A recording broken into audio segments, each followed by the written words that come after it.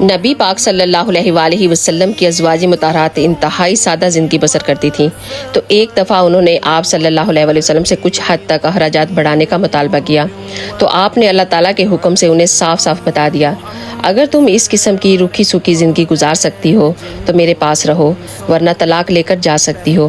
کسی بھی ازواج مطہرہ نے آپ سے علیحدگی اختیار کرنا گوارا نہ سمجھا اور زندگی پر آپ سے کوئی معمولی سی چیز بھی طلب نہ کی۔ اس کا قرآن میں بھی واضح طور پر ذکر موجود ہے۔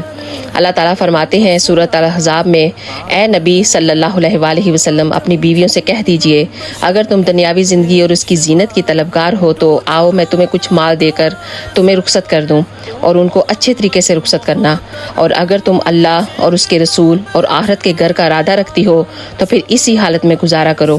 یاد رکھو کہ اللہ نے تم میں سے نیک خواتین کے لیے اجر عظیم تیار کر رکھا ہے۔ سبحان اللہ۔ تو ایک دفعہ اس ویڈیو کو ضرور شیئر کیجیے گا۔ جزاک اللہ۔